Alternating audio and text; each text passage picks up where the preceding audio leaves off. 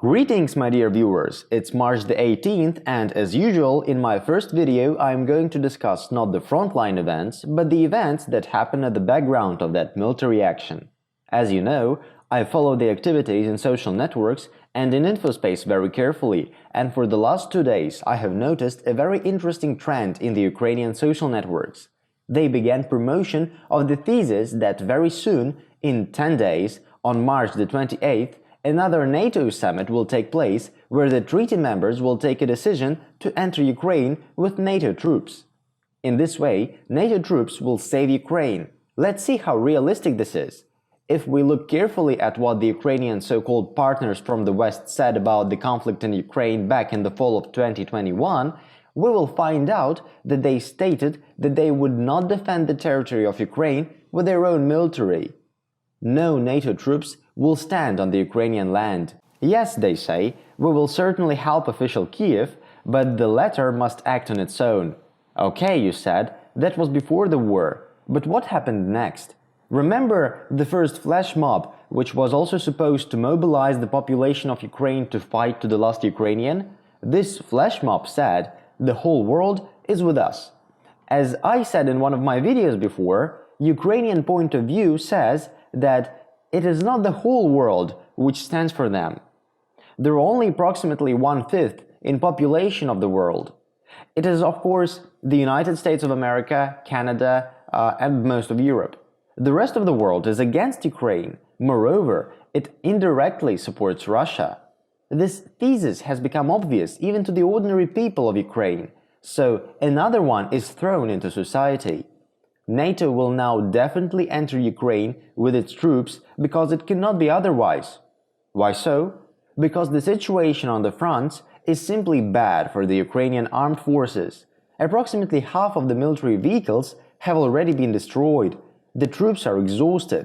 Some are already surrounded, like the Ukrainian units at Mariupol.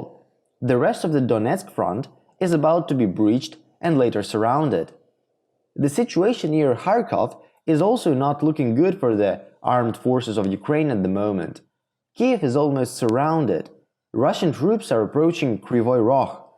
They have surrounded Nikolaev, and everyone is also waiting for an amphibious assault near Odessa.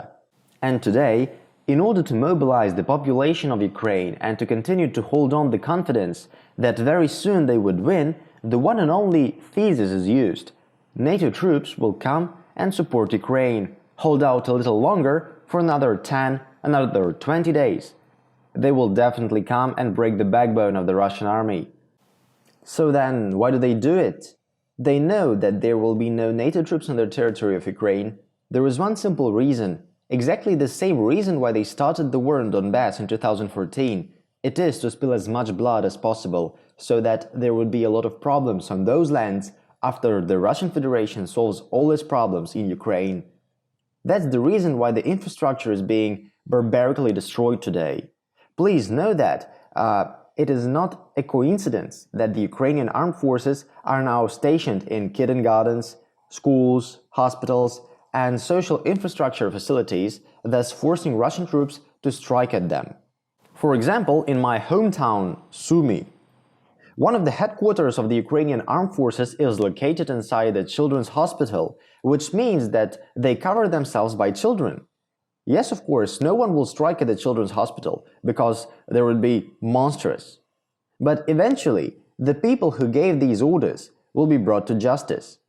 For those who today consider themselves as the authorities in Ukraine, the most important thing is to leave a scorched earth behind. Why? It is simple. Very simple. Today in social media, the idiotic patriots can be hysterical as much as they want about the fact that Ukrainians will never live in peace and friendship with Russians. The last 8 years are a perfect proof that the brains of the Ukrainian people could be easily altered. Once they get under the influence of some information, and within a few years, they start to think completely differently. That is why not only the official authorities in Kiev, but also their sponsors in Washington and London are most afraid of today, because it was them who were involved in the brainwashing of Ukrainian citizens. And they are aware enough that it is not only possible, it is inevitable. And what they're most afraid of is that those people who will survive and remain in Ukraine today will tomorrow be used to create new brigades in some new Ukrainian military or something else. That soon after, they will stand shoulder to shoulder like the brigades of the armed forces of the Republic of Belarus, together with the brigades of the armed forces of the Russian Federation. This is inevitable and has been proved many times by history. And this is what they are most afraid of.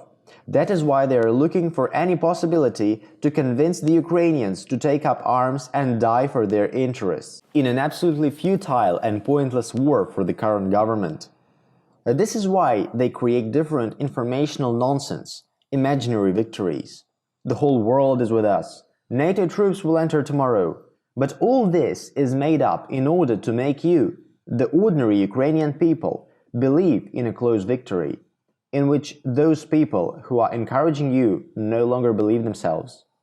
That's what I wanted to say in this video. That's all for now. Bye.